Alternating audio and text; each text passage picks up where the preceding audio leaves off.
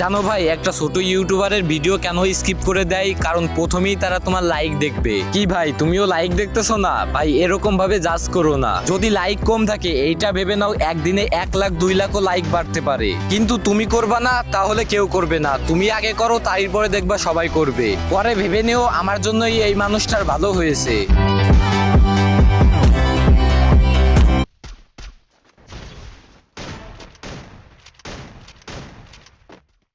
Unstoppable!